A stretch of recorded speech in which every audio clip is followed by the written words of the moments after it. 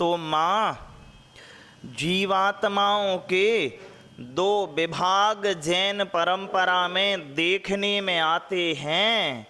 तो एक विभाग जीवात्मा के हैं माँ, जिसे हम कहते हैं ब्रह्महीन, और दूसरे हैं जिसे कहते हैं ब्रह्मलीन। डॉक्टर चाचा, ब्रह्महीन और ब्रह्मलीन। तो जो ब्रह्महीन जीवात्माएं हैं उन्हें बहिरात्म और अंतर आत्म ऐसे दो प्रारूपों में रखते हैं, और जो ब्रह्मलीन हैं उन्हें सकल आत्म और निकल आत्म ऐसे दो प्रारूप में रखते हैं। ठीक है चाचा? तो जीवात्माओं के कितने विभाग हो गए माँ? दो, ब्रह्महीन और ब्रह्मलीन। जो ब्रह्महीन हैं वे संसारी, और जो ब्रह्मलीन हैं वे अरहत और सिद्ध। ठीक है? चलिए, तो बहिरात्मा की, जो ब्रह्महीन में बहिरात्म और अंतर आत्म, तो माँ बहिरात्म को परिभाषित करते हैं इन पंक्तियों से कि देह जीव को एक गिने बहिरात्म तत्व मुधा है। मुधा का मतलब होता है मूर्ख, अज्ञानी। ठीक है कि नहीं है माँ? अज्ञानी जो देह को ही धर्म मान रहा है, देही के धर्म का पता नहीं। उनके लिए क्या है? देह ही सब कुछ है। जैसे वो कहते हैं ना, क्या कहते हैं? भस्मीभूतस्य देहस्य पुनरागमनम कुतः, कि देह के भस्म होने से ही आत्माएं नष्ट हो जाती हैं, तो फिर पुनरागमन और पुनर्जन्म। तो जब पुनरागमन भी नहीं है चार्वाक के हिसाब से, और पुनर्जन्म भी नहीं है, तो क्या पुण्य कमाना क्या पाप कमाना? कोई फिर नैतिक और अनैतिक के बीच फर्क ना करो। मां, जब पुनरागमन है ही नहीं, जो ऐसा सोचते हैं तो उनके लिए क्या नैतिक और क्या अनैतिक। तो मैंने सुना चाचा, मां, एक भयंकर आलसी पति, क्या भयंकर आलसी और निकम्मा, कोई काम करने को राजी नहीं है, इतना देही और मोटा होता जा रहा रोज रोज। तो पत्नी कह रही हैं कि सुनो, वे बिस्तर पे पड़े हैं, तो पत्नी कह रही, धर्मेंद्र जी जे बुखार की गोली खा लो। नहीं, बुखार तो है नहीं। अच्छा, तो जे बाम लगा लो सिर में। बाम भी नहीं है, सिर दर्द भी नहीं है। तुझे आयोडेक्स लगा लो, तो अरे दर्द है ही नहीं बदन में। तुझे विक्स लगा लो, जुखाम भी नहीं है। तो कह रही, जब तुम्हें जुखाम नहीं है, बुखार नहीं है, सिर दर्द नहीं है, पेट दर्द भी नहीं है, तो जी थैला ले, अब सब्जी ले आओ। अब जी थैला लेके सब्जी ले आओ, क्योंकि अभी मैं कहती कि सब्जी ले आओ तो तुम्हें पहले इनमें से कोई विकल्प चुन लेना था। अभी मारते कि जुखाम है या बुखार है या सिर दर्द है या बदन पैर दर्द है, तो उसने पहले ही काट कर दी तुम्हारी। अब ले जाओ। अब आदमी क्या हो गया? निहत्ता है। तो माओं को ये तरकीबें खोजनी पड़ती हैं पुरुषों के निकम्मेपन के कारण। और बाद जी कहेंगे कि भयंकर मायाचारी औरत है, माया भी है। अरे वो सोच नहीं रहे हो, तुम्हारी क्रियाओं ने उन्हें इतने जटिल योग करने को मजबूर कर दिया है। अपना अवगुण नहीं देखता, यही जगत का हाल। ठीक है, तो ये बहिरात्म है मां। ठीक है, ब्रह्महीन बहिरात्म क्या है मां? एक घर में कुछ मेहमान आए तो नया नया उनके यहाँ पे एक लड़का नौकर आया था। और बता दूं, 14 साल से छोटे नौकर रखना पाप है, सरकार की नजर में भी और वैसे भी। तो नया लड़का आया तो वो मालिक के बच्चे बाहर खेल रहे तो वो भी देखने लगा। भीतर जो मेहमान आए दूसरे तल से, खिड़की से झांक के, दूसरे तल पे थे तो खिड़की से झांक के आवाज देते हैं, क्यों इधर आओ, अभी आता हूं, नहीं इधर आओ। ऊपर गया, उत्साह नहीं था। मेहमान कहते हैं कि जो हम सब लोग हैं हमें तुम पानी दो। क्या दो? वो देखता है कि जग और गिलास भरी हुई सामने ही रखी हैं। वो धीरे से मेहमान के कान में कहता है कि जी बड़े कमजोर मालूम पड़ते हो, जो खुद से पानी का गिलास भी ना उठा सके, कमजोर ही होगे चाचा। वजनदार होता, वजनदार है सो बच गए मां। शरीर से कमजोर ना हो, मन से तो हो ही नहीं, तो सहज में ही देख लेते कि 13-14 साल का लड़का है, क्यों परेशान करें। लेकिन नहीं, देखते हैं अपने जब रिश्तेदार आते हैं घरों में ऐसे, तो ये कर वो कर, भाई उसे भी शांति लेने दो। लेकिन क्या है मां, ये अतिरिक्त रौब जो दिखाने की परंपरा है वो क्या है चाचा? जटिल योग। बहिर आत्म बुद्धि। पिताओं को बड़ी शिकायत रहती है लड़कों से कि एक बीमार पिता और उनका एक लड़का जो गांव में रहता था पिता के साथ, वो पैर दबा रहे। डॉक्टर शहर से गांव देखने आया पिता को उनके, तो डॉक्टर सहज में पूछता है, जी आपके कितने बच्चे हैं? बच्चे तो 5 हैं, 4 खूब लायक हैं, वे शहर में दुकान धंधा जमा के बैठ गए हैं, बस जेई निकम्मा निकल गया। सेवा भाभी लड़के पिताओं को निकम्मे लगते हैं कि गांव में तू क्यों पड़ा, अगर वो चला जाए तो बाद शिकायत करें, और सेवा करें तो निकम्मा लग रहा कि कोई तरक्की नहीं कर पाया। ये कौन से चित्त के लक्षण हैं? जटिल चित्त के लक्षण हैं, है ना। अपन ने सूत्र क्या पढ़ा था मां? फिर से शुरू करते हैं। काय वांग मनः कर्म योगा सा आश्रवः पुण्यस्य शुभः पुण्यस्य अशुभः पापस्य। तो ये 3 सूत्र। फिर सांप्रायिक ईर्यापैथ हुआ, फिर उसके बाद हुआ था कि सांप्रायिक ईर्यापैथ जो कसाय और अकसाय रूप हो जा, बादर सांप्राय और सूक्ष्म रूप होता है, तो उसी में भाव बने थे तीव्र, मंद, ज्ञात, अज्ञात, भाव, अधिकरण और वीर्य। कि इन 6 को लेकर के मां आश्रव में विशेषताएं आती हैं।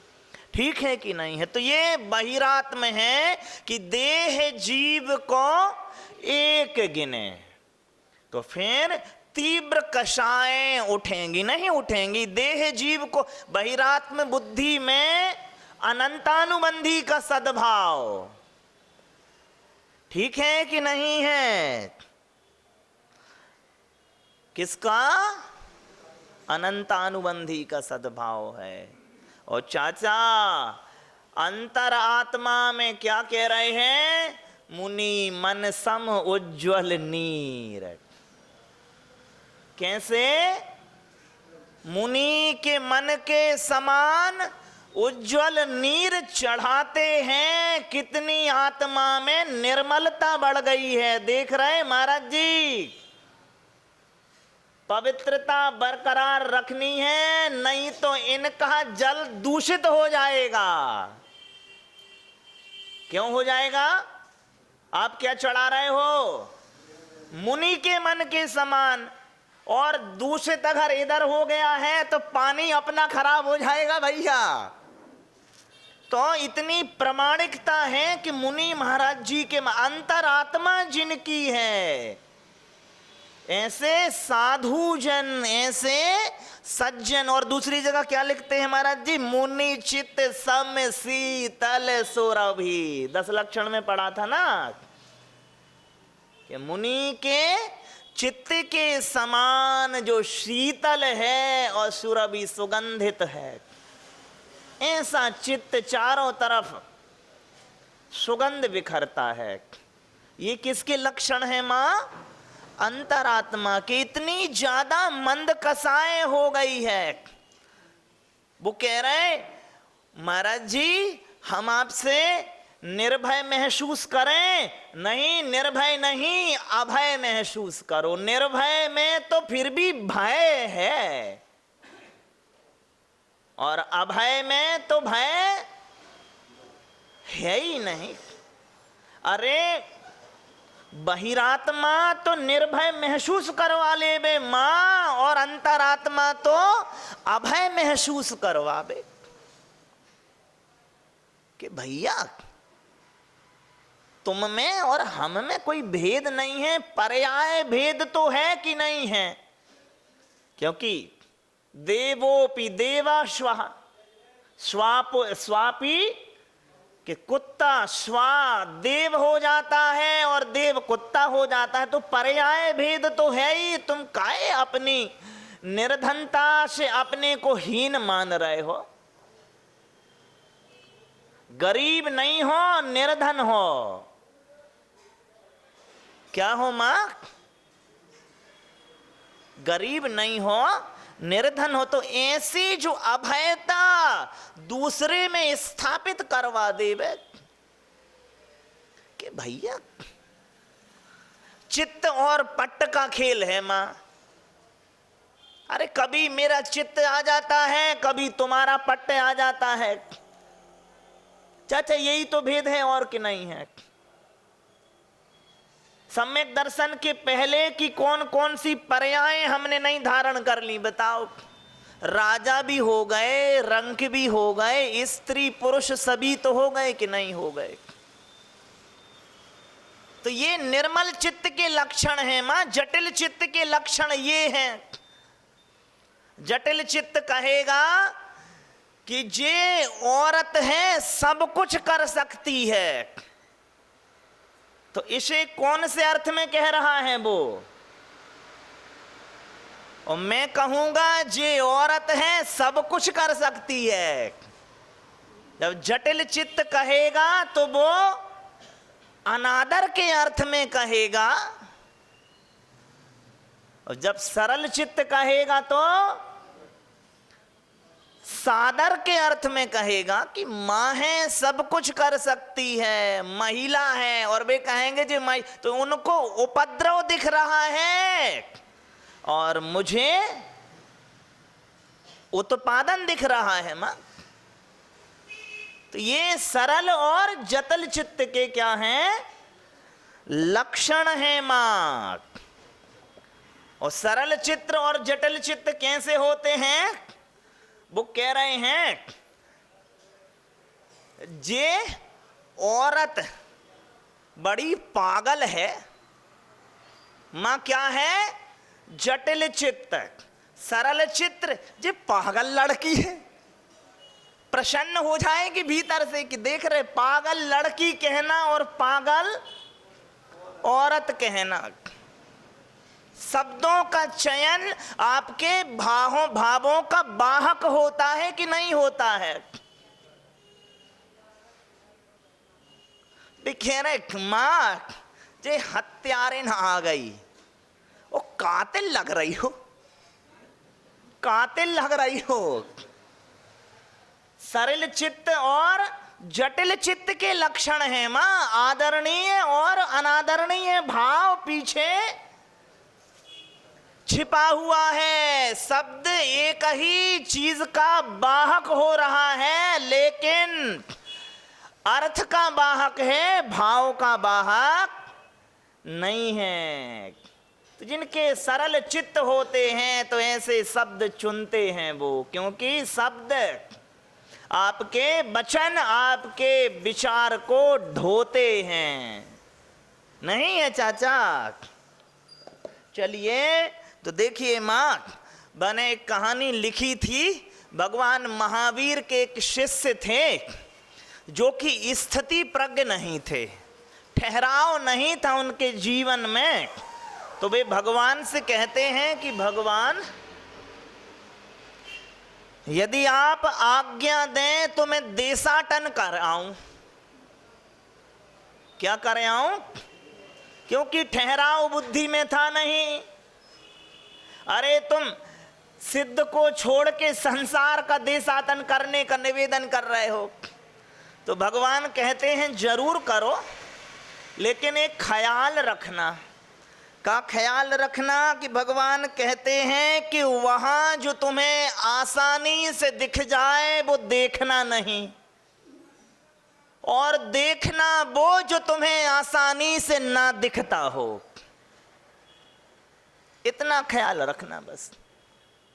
मां, जो चीजें आसानी से दिख जाती हैं वो तो बहुत उथली होती हैं, सतही होती हैं,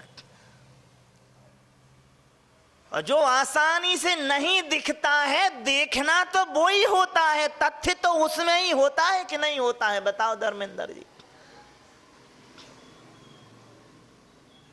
तो चाचा, जटिल चित्त जो है वो आसान चीजें देख लेता है, आसान के आधार पे मूल्यांकन करने लगता है कि नहीं करने लगता? सरल चित्त पीछे विश्लेषणात्मक नजरिए। चाचा एक और, जटिल चित्त करता है संश्लेषण, और सरल चित्त करता है विश्लेषण। संश्लेषण, हमने अशोक जी को कुछ करते देखा तो हम संश्लेषण कर लिया कि ये आदमी तो है, दो कौड़ी का नहीं है। मैं पीछे विश्लेषण करूंगा कि आखिर ये ऐसा करने पर उतारू क्यों हुआ।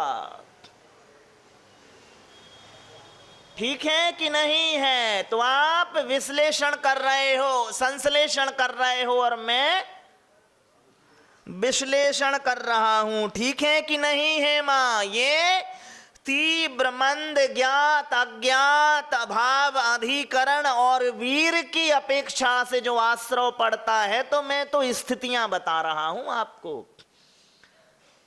हमारे एक मित्र थे महाराज श्री, उनको सौराष्ट्र से बड़ा प्रेम था। कहां से प्रेम था? सौराष्ट्र से बड़ा प्रेम था। तो देख, कहते हैं मां व्यंग के रूप में कि तुम्हारे मुनि तो भयंकर मेले होते हैं। हमने कहा हां, मगर बाहर से। कहां से मेले होते हैं? बाहर से। और तुमने ये कह के कि तुम्हारे मुनि मेले होते हैं बता दिया कि तुम भीतर से हो। बाहर से हो ना हो वो तय नहीं है, लेकिन भीतर से हो, भयंकर हो। ये सरल और जटिल चित्त के लक्षण हैं मां। ठीक है कि नहीं है? तो दो प्रकार की जीवात्माएं हैं, एक जीवात्मा ब्रह्महीन और दूसरी ब्रह्मलीन, तो ब्रह्महीन की दो पर्याय, बहिर्पर्याय जटिल चित्त और सरल पर्याय अंतर पर्याय सरल चित्त। अब है ब्रह्म लीन। तो ब्रह्मलीन, तो जो अपन ने कल चर्चा की थी ब्रह्मलीन के संबंध में मां, एक सकल आत्म और निकल आत्म। तो सकल आत्म को हमने कैसे परिभाषित किया चाचा? हमने किया श्रम बिना श्रम जल रहित पावन अमल ज्योति स्वरूप जी। कि श्रम और श्रम जल दोनों के ही बिना है, न तो अब मेहनत है और न मेहनत का पसीना है। अभी मां आप पानी के लिए मेहनत करती हो और फिर पानी बहाती भी हो। पानी मतलब इज्जत। क्या सूत्र है चाचा? वो सूत्र है ना, पानी गए ना उबरे मोती माणिक सून। तो पहला सूत्र भूल ही गया हूं मैं। पानी का मतलब है इज्जत। तो हर आदमी अब काय के पीछे लगा हुआ है? पानी के पीछे पानी बहा रहा है, और पता चलता है वो आखिरी में पानी पानी हो गया, क्योंकि पानी तो मिला ही नहीं। वो कहते हैं ना चाचा कि जो कीर्ति है वो कुंवारी रहती है मां। कीर्ति में कुंवारापन होता है, क्योंकि वो किसी की हुई नहीं आज तक। इधर तीर्थंकरों को भुला दिया है हमने। आप सोच रहे हो कि अपना जो नाम लिख जाएगा तो टिका रहूंगा मैं। अरे तुम ही नहीं टिके रहोगे तो नाम कितने दिन तक टिका रहेगा? लेकिन पूरा श्रम काय के लिए है मां? इसलिए उपद्रव होगा। अब तो चलिए अपन समापन की दिशा में बढ़ते हैं। मां तो वो कह रहे, और निकल परमात्मा को है ना, निकल परमात्मा को क्या कहा? ज्ञान शरीरी त्रिविध कर्म मल वर्जित सिद्ध महंता। कि ज्ञान शरीरी बस हैं और वे त्रिविध कर्म मल वर्जित हैं, ऐसे सिद्ध भगवान जिसे हम निकल आत्म कहते हैं। और जो कल भी अपन ने पढ़ा था कि योग चांचल्य हुआ अविरुद्ध। क्या? योग चांचल्य हुआ अविरुद्ध सकल। योग चांचल्य हुआ अविरुद्ध सकल चैतन्य निकल निष्कंपक। अरे ओ योग रहित योगीश, अरे ओ योग रहित योगीश, रहो तुम काल अनंतानंत। तो वे योग रहित हैं जो ब्रह्मलीन हैं, और योग सहित हैं जो ब्रह्महीन हैं। तो मां हम सयोग हैं कि अयोग हैं? बताओ। सयोग हैं, तो हम ब्रह्महीन हैं। हम इसीलिए ही हीन हैं कि जहां जुड़ना था वहां जुड़े नहीं, और वहां जुड़ गए जहां नहीं जुड़ना था। ठीक है ना मां? भगवान क्या कह रहे? भगवान कह रहे थे कि भैया जो आसानी से दिख जाए वो ना देखो, वो देखो जो आसानी से ना दिखे। दूसरे के जो सतही व्यवहार होते हैं वो आसानी से दिख जाते हैं, उन्हीं के वो आधार पे उनके होने का हम मूल्यांकन करते हैं, नहीं करते।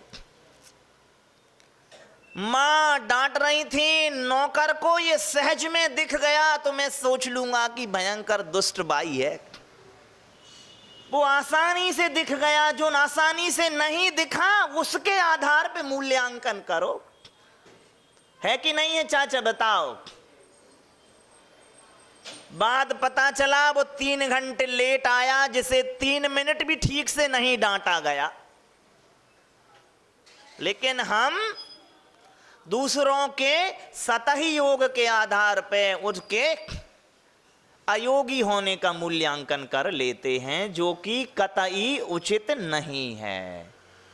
इस तरह का जुड़ाव हमारे जीवन में और नए तरह के उपद्रव लाएगा, क्योंकि दर्शन में और दोष बनते चले जाएंगे ना। वो होगी चाचा हमारे दर्शन की बैड परफॉर्मेंस, है ना। और जब आसानी से दिखने वाले योग से नहीं जुड़ रहे हो तो वो होगी आपकी गुड परफॉर्मेंस। तो गुड परफॉर्मेंस गुड फेथ बनाएगा और बैड परफॉर्मेंस बैड फेथ बनाएगा। तो बैड फेथ से और योग जटिल होंगे और गुड फेथ से योग सरल होंगे। कितना समय है? चलिए, बस महाराज साहब ने निवेदन किया था, वो कहानी, निवेदन नहीं मतलब आदेश दिया था कि वो कहानी सुना देना, कविता सुना देना, जो कल रह गई थी। तो माँ, एक पति व्यापार से बहुत दिनों के बाद लौटा तो वे उतारू थी झगड़ने को। तो वो कहता है, जब उन्होंने बहुत कुछ कह लिया तो वो कहता है कि सुनो, मेरे और तुम्हारे बीच समझ का एक रिश्ता, मेरे और तुम्हारे बीच समझ का एक रिश्ता, वह भी टूट गया तो सोचो क्या होगा। मेरे और तुम्हारे बीच समझ का एक रिश्ता, वह भी टूट गया तो सोचो क्या होगा। कभी कभी तुम रूठ जाओ अच्छा है, कभी कभी तुम रूठ जाओ अच्छा है, कभी कभी मैं रूठूं तो तुम अच्छा मानो, कभी कभी मैं दूर रहूं तुम समझ दिखाओ, कभी कभी तुम कहती जाओ, कभी कभी मैं चुप हो जाऊं।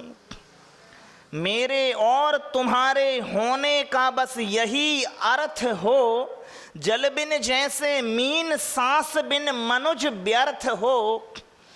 तुम हो तो मैं रहूं, रहो तुम मेरे संग संग, ऊंच नीच सुख दुख में खोजें जीवन के ढंग। तेरा आना और मेरा आना, तेरा आना बड़े दिनों के बाद हुआ है, मेरे और तुम्हारे बीच समझ का रिश्ता बड़े दिनों के बाद हुआ है, वह भी टूट गया तो सोचो क्या होगा। तो माँ यहाँ तो योगों में कौटिल्य और योगों में माधुर्य समझ के स्तर से प्रभेद के रूप में देखने में आते हैं, तो समझ का स्तर बढ़ाएं तो योग चांचल्य, योग कौटिल्य कम होगा। बोलिए पूज्य मंगल सागर जी मुनि महाराज की जय।